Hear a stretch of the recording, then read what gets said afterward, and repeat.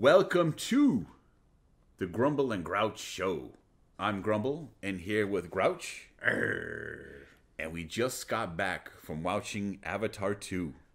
Good Lord! That was a beautiful movie, but that doesn't stop me from saying it was horrible. I don't think it was horrible. I think it was okay. I didn't think it was as good as it was. I was expecting way worse. I was pleasantly surprised. But don't let that fool you. It was there's a lot of cringe moments, a lot of really ridiculous plot holes, a lot of nonsense. A lot of nonsense in this movie. I felt like they tried to trick me, man. I felt like I went to the movies, I saw how beautiful it was, and I was like, wow, this was good, right?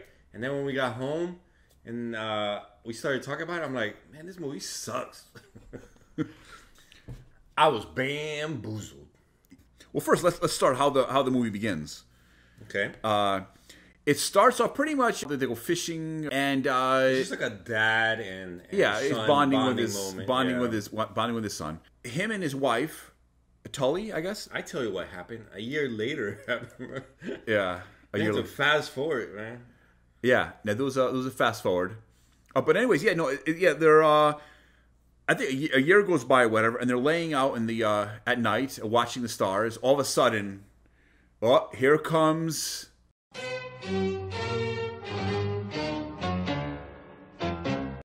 the evil white man about to land on the planet. You see the ships coming down. They're going to land. As oh my god, I thought it was a star, but no, the humans are back, and they're going to land, and they're probably back for up to no good. And then, so that's and eventually the humans. Oh, and there was the ships land, and just from landing, the ships destroy like 1,000 square miles of land. Just from landing already, what a bunch of dicks! They couldn't land any better than that. When the ship lands, it literally like vaporizes maybe like 1,000 square miles or something ridiculous. Just landing the ships. Wow! Oh, there goes 1,000 acres. Yeah, dead. And fortunately, the main character and his wife and his family they get away. 1,001 feet away. Yeah, yeah. Just outside, like a foot away from the destruction. They're like, "Oh yes, we're okay." From the radius. Guys. Yeah, we're good. But oh lordy lord, we got to get away from here. Yeah. Where's the fire truck? That's what I. Yeah. Where's the Na'vi fire patrol? But I like the thought that you had. Where like, why even? They should just like take off and keep landing on the same planet, like in different spots, and just take over. Yeah, it's so funny because the beginning of the movie, I'm thinking the whole point of the movie is they want to wipe out. They want this planet for the humanity. They want the humans to live here and to take over the planet for the humans. And I'm just saying, wow, that ship just landing wiped out like a million fucking Na'vi. So I'm just saying. Take off and land another maybe 500 miles away, wipe out all those people, and just keep taking off and landing. And pretty much you just do that all day, and you can take out the entire Na'vi population. And the movie would be a lot shorter than 3.5 hours. Yeah, of my life. Was it really necessary? 3.5, almost 3.5 hours? Yeah, I don't think so. It was too long. Humans are back. The humans are back, but not just any humans now. They come back with clones. Yes, yeah. That's something that didn't really make sense to me, is they come back and maybe like 20 or 30 humans are now like Na'vi clones or hybrids. And I guess they have like five fingers. I guess that's to tell that they're not full Na'vi. And yeah, in my mind it was like, okay, this is pretty cool. I mean, they want to infiltrate the Na'vi tribes or the Na'vi people. And I was okay. This is pretty cool. Well, it makes sense. They're gonna spend all this money and resources to create these 20, 30, 40 clones, and they're gonna infiltrate the Na'vi. They have the language down. They look exactly like them. No, never happens. I'm like, what was the whole point of spending all this money and resources to make the Na'vi to infiltrate them? But it never happens. So I'll get to it later in the movie, but I have a feeling I know why they decided to instead of just going out with your guns, being yourself as a human, instead they're all these people volunteered to have themselves cloned or become Na'vi. I think this is the biggest problem that I had with the movie. At this point, I was hoping it would get better, but at this point, it just becomes a movie. You're gonna create a 3-hour movie just based solely on revenge. Like this guy has. I thought they wanted, their resources. Yeah, originally they were looking for unobtainium. That was the whole thing. The first one, unobtainium, was the whole premise. And I don't know if you guys know this, but I did a little research before we did this YouTube thing. Is originally James Cameron wanted to call it "Can't Get It" because it's hard to findium, but they thought that's a little too much of a little long-winded, so they decided to go with unobtainium instead. And so, but to be honest, there's very little unobtainium searching in this movie. There's nothing. The whole thing is just based on revenge, and I thought it would get better than that, but it never did for me. Yeah. Again, it's a beautiful movie. Visually Flawless. I can't say anything bad about it. It's very, very well shot. The CGI, amazing. So, but let's move on. They realize there's maybe the first hour is devoted towards the humans showing up and to attack the Na'vi again. They're back. You think they're after the unobtainium, but not really. It's basically, they want revenge. They want to get Jake Sully, and they want him captured. But it makes no sense, and it doesn't add up, because evidently the villain from the last movie was cloned, and I think he has the memories of the previous villain. And so now he's carrying that. That's his motivation. So he wants revenge. Not the way I understood it, the whole point of this movie is they want to colonize this planet. They want to make it their own. And whether they have to live with the Na'vi or not, I think they prefer to just extinguish all the Na'vi and just remove them from the planet. But that's the premise, is they want this planet for themselves, to colonize it. And then I don't know why. I guess because the revenge factor, but the entire movie ends up being, I want revenge on this Jake Tully, and I'm not going to stop. And that's pretty much the whole premise of the entire movie. Revenge. That's it. So ultimately, the first hour is devoted toward trying to obtain weapons for the Na'vi to fight against the humans again, and a couple of okay scenes. And another thing too is they try to kidnap. Jake Sully's family, and there's a pretty cool fight scene they had where they try to capture the kids and the family or whatever. And I thought it was a well done scene. Oh, but this is the premise for the entire movie: is people get captured, people come to the rescue. People get captured, people come. It's like 5 or 6 times, and they even make light of it. They're like, kill somebody already. Yeah, it's literally 5 or 6 times this whole movie. Capture them, and they get saved. They get captured and they get saved. That's 5 or 6 times this movie. It was just this is getting a little overboard. Even they make a reference or a joke about it. It was like, have we been through this before, or something ridiculous?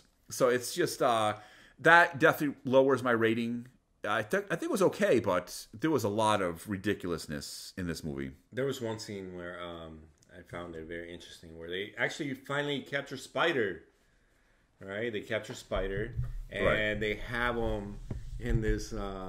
They're trying to get him to. Wait, Spider again is the son, right? Yeah, Spider's the son. Spider is the son of the villain.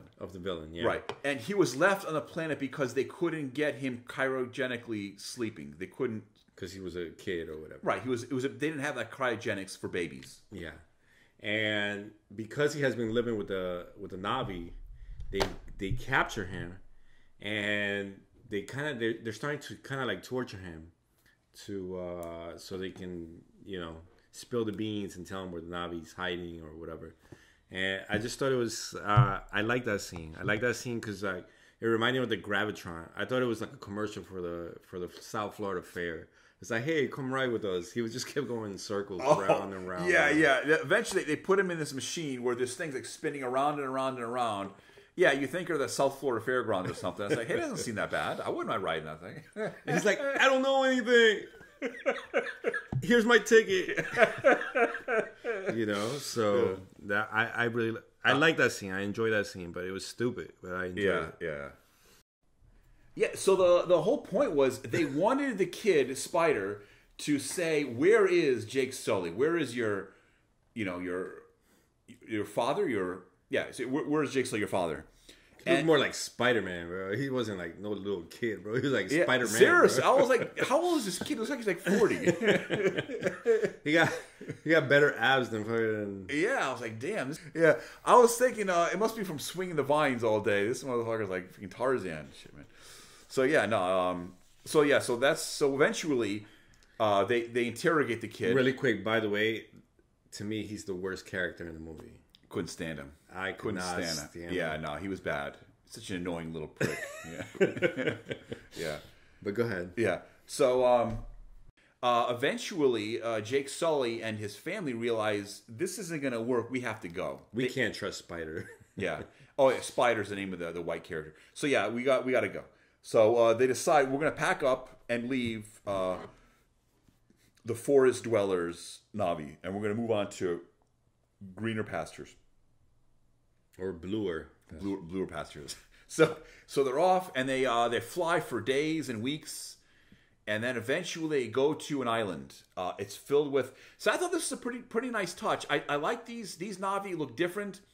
They're all tatted up, so they're all ocean people. They kind of look like Samoans or what do you call it? I don't know. Yeah, Samoans. Yeah. Yeah, they're all tatted up. And I was expecting to see Namor come. Yeah. Oh, that's something. I was like, well, when they gonna finally reach Atlantis already, man? These guys. Are these Atlanteans or what?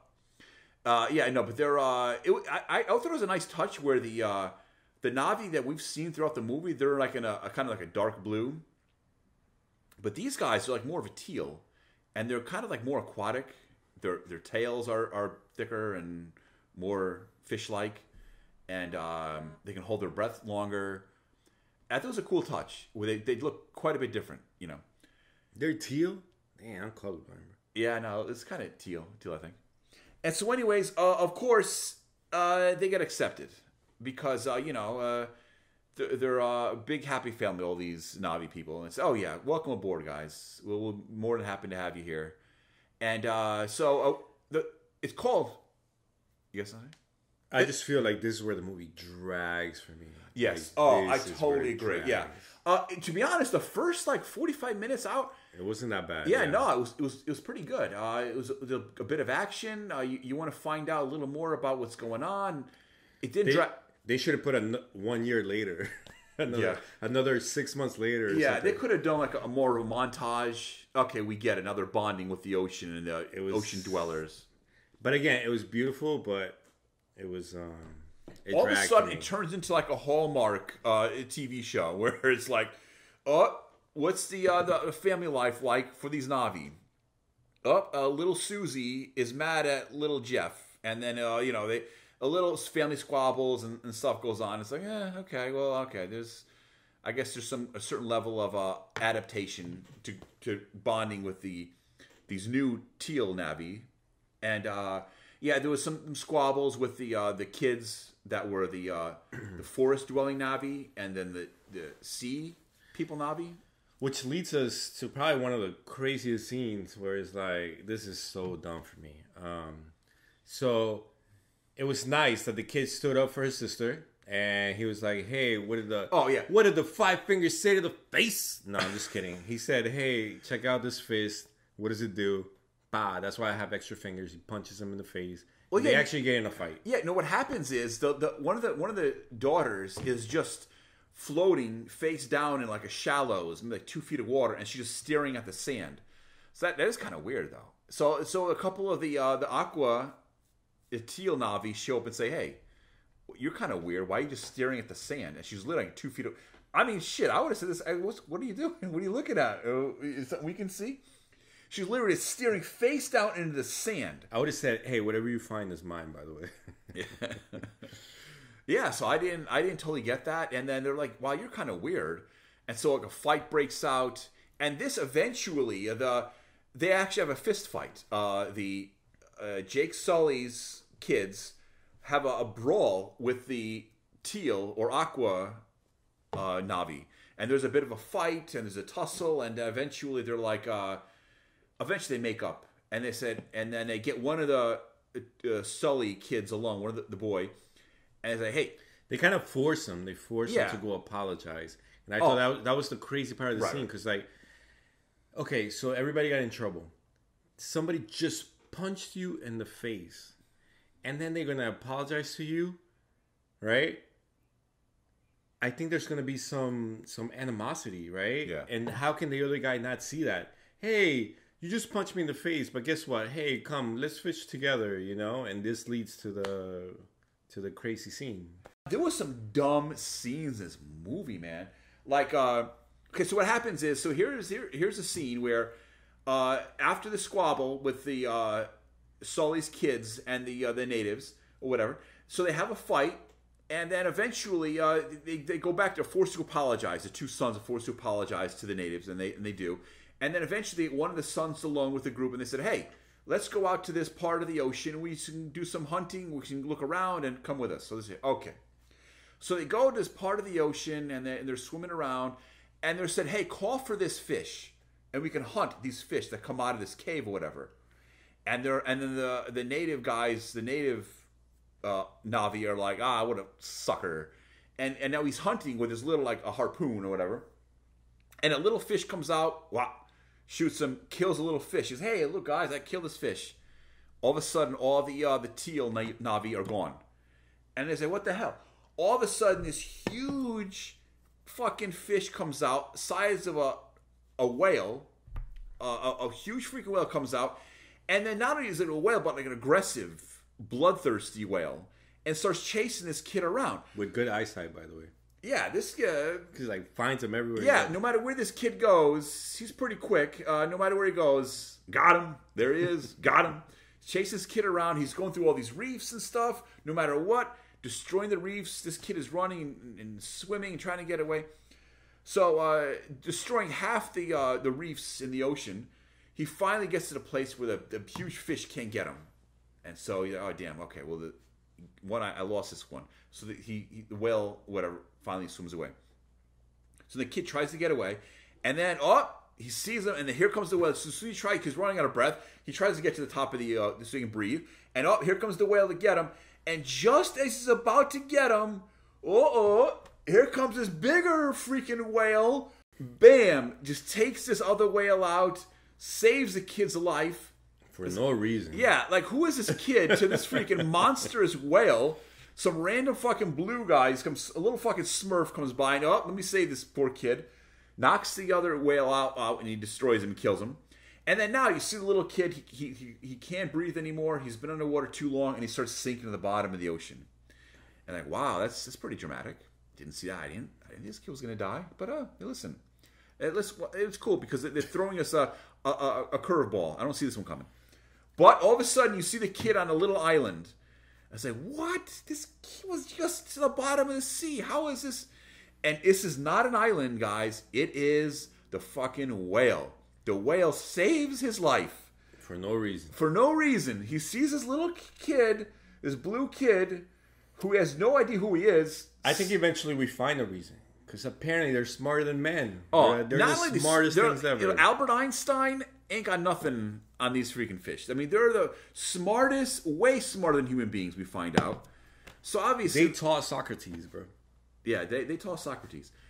So stupid. Like I said, this is an okay movie with a lot of fucking nonsense. You're saying it's okay. I say it's okay. Good Lord! That's the worst movie I've ever seen in my life. But it was pretty. It was pretty. It was nice. So yeah, so the kid ends at the bottom of the ocean. The whale goes down, picks him up, and he saves the kid's life. And this, I thought, was so ridiculous.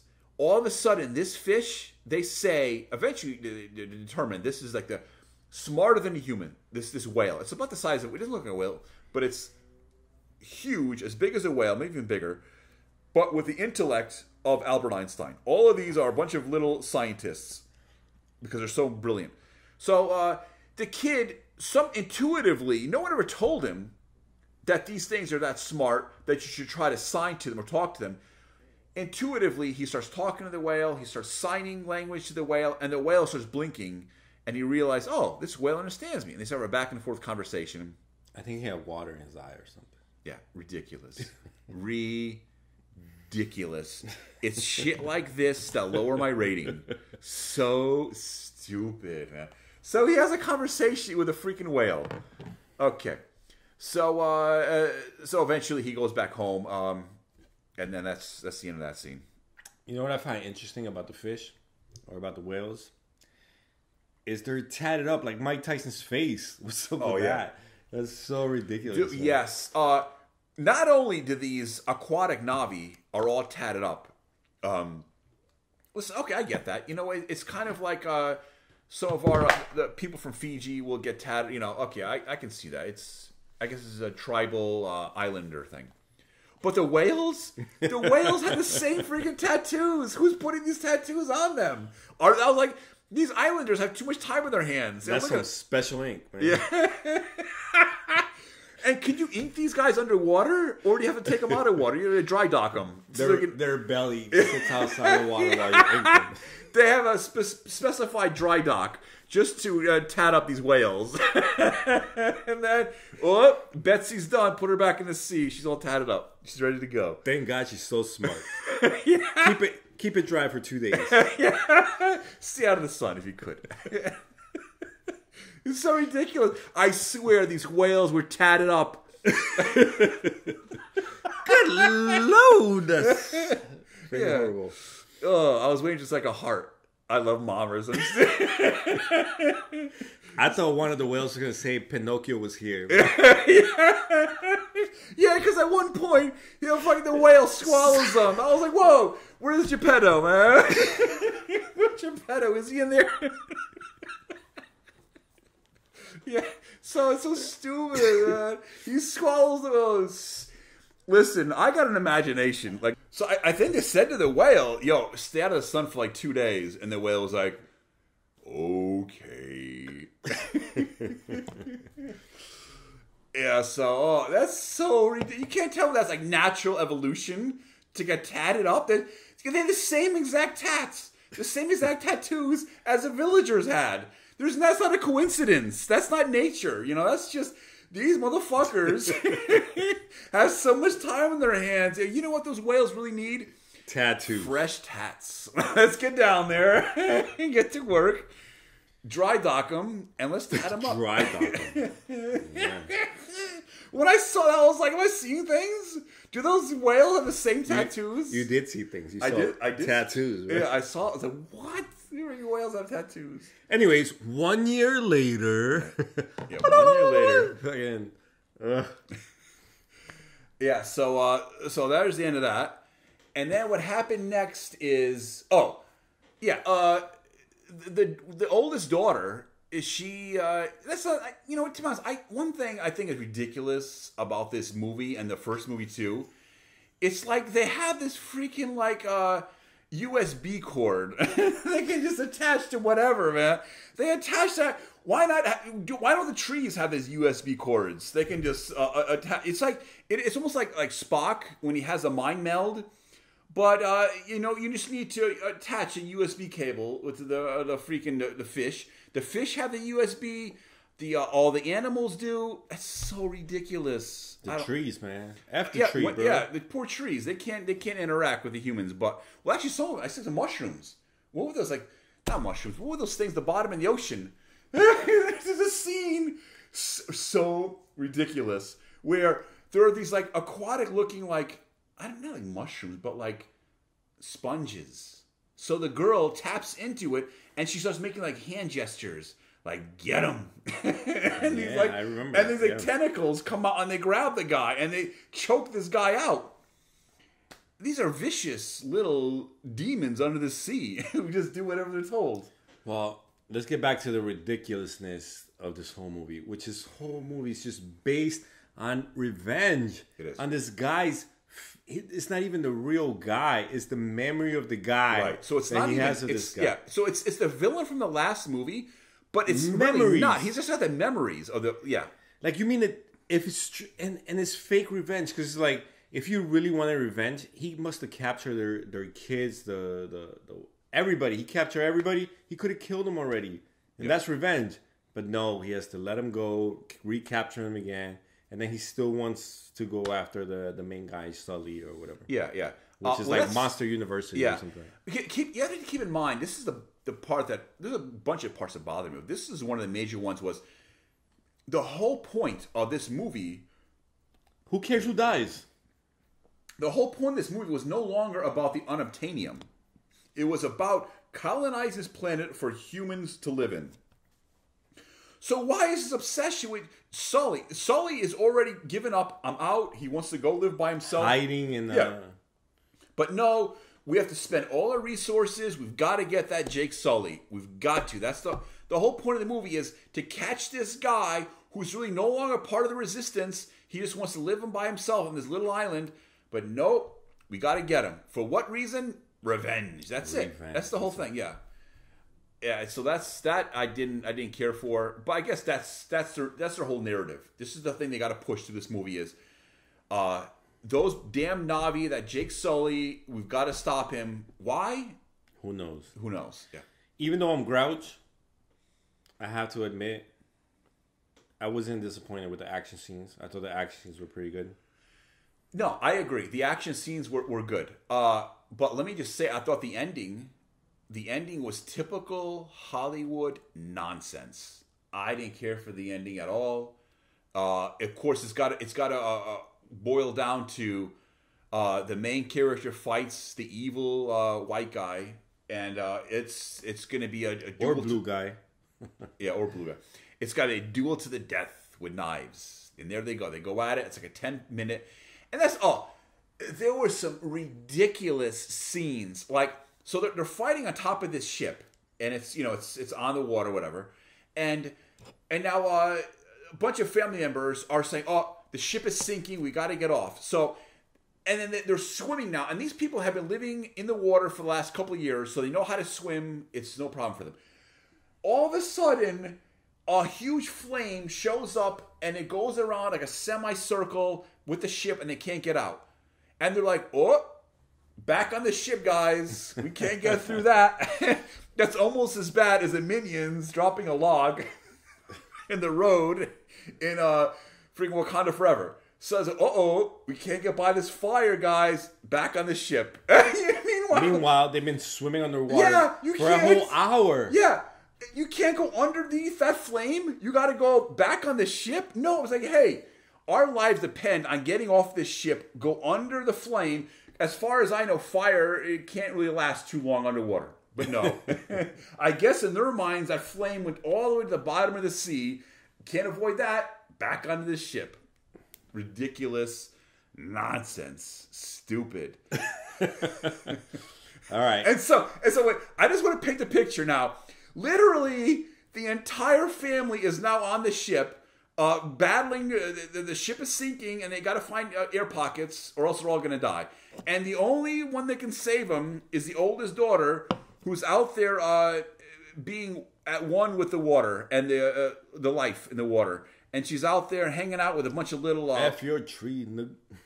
Yeah, she's out there with a bunch of little freaking like octopus, little glowing octopi. I don't even know what they were. And then so they're like, she says to them, "Hey, we got to get on that ship. I got some lives to save." So her and the little octopus and then the octopi, they go on the ship and they're all glowing. And then they find their way to the mother, Sully's wife, and Sully himself. And then they get him out of the ship. And they get him out of the ship and they save their lives. Okay. Weak. I want to take a couple minutes to talk about the worst character in the movie, which is... Who's that? Spider-Man. No, his name is Spider. He's the yeah, white but guy. He's a man, bro. He's white. He's not a kid. Yeah, there's no way this kid's like 12 or 14. Right, this kid is like 35. So let's talk about Spider-Man for a second, because I am so ridiculously annoyed with Spider-Man. How can you witness everything, right? And all of a sudden, finally, the bad guy is hurt. He's underwater.